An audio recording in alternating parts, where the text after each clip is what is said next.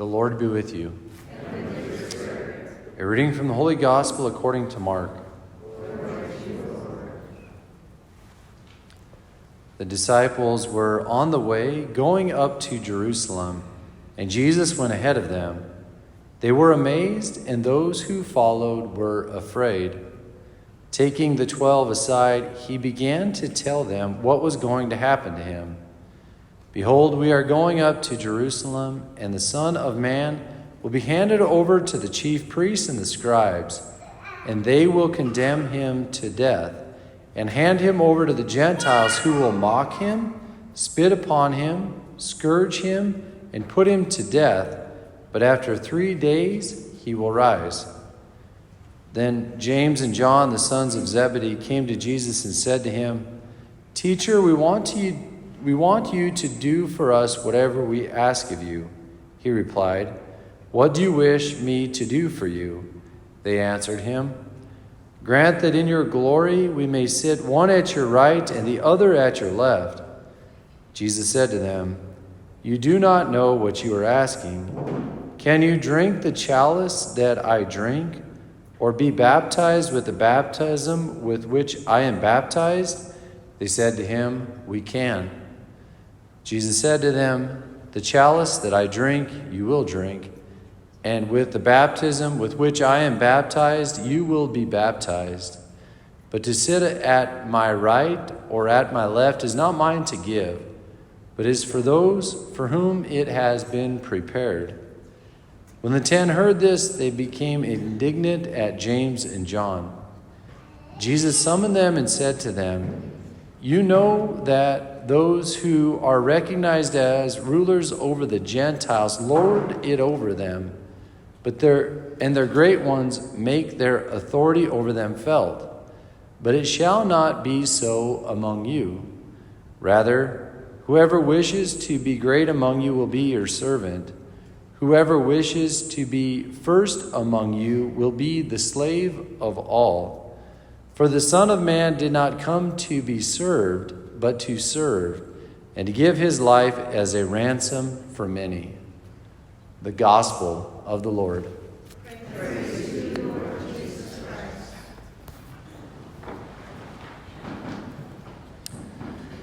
Today, the church celebrates the feast day of Pope St. Paul VI, recently canonized in 2018 with now St. Oscar Romero.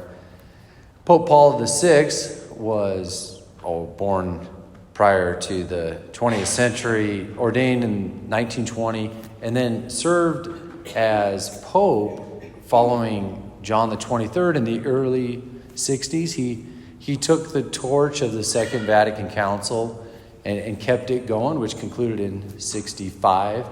And then he continued as Pope into the late 70s when he died. And then the succession of John Paul's came after that.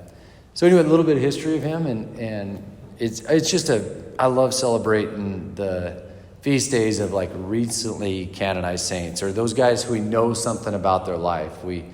There's pictures of them. We can relate to them a little bit more. So I enjoy that. But Paul VI is just a good shining light for all of us of faithfulness to the teachings of the church that's been passed on to him. He didn't waver in some very rough waters through the 60s and whatnot.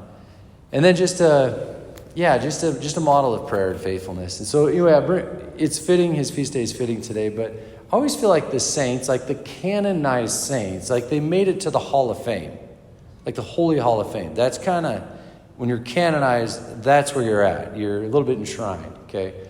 So that doesn't mean they're the only guys in heaven.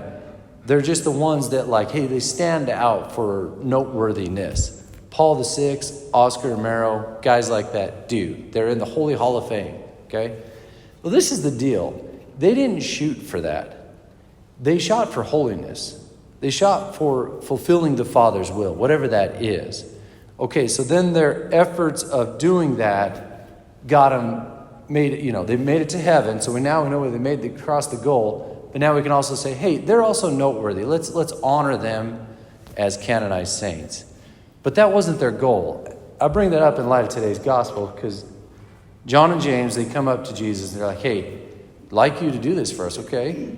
Command that each of us sit at your right and your left in the kingdom of heaven, okay? Basically, they're saying, grant that I can be and enter into the hall of fame. Grant that I can be like a noteworthy status for the rest of creation, right? They shot for the hall of fame, not for holiness, okay? Jesus redirects their whole thing. He's like, hey, yeah, can you be baptized with my baptism, drink the chalice that I drink? Yep. Okay, you will do that. But as to whether you make it to the hall of fame or not, that's up to the Father. You know what I'm saying? They aimed a little low. They aimed for noteworthiness. Look at me, okay? We have that tendency. They're good guys, right? They made it to the hall of fame eventually, if you know what I'm saying. But they were misguided there.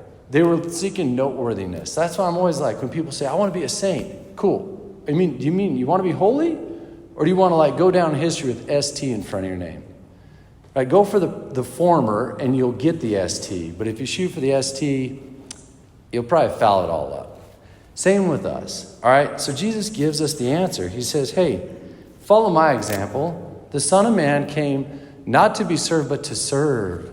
Right? It's not about look at me. It's about how can I serve. Right? That's heading in the right direction. Popes are interesting, right? They're called the servant of servants. It's not I'm sit on top of the anthill. No, they're servant of servants. They're the chief servant. That's profound.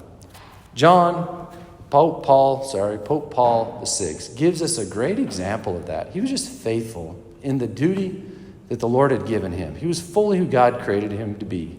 Served well in his mission. For doing so, doing a good job with that, he's canonized. The church says, bam, he's there. His life is worth emulating. It's worth publicly celebrating in the liturgy like we're doing today. That, to get to there, neat.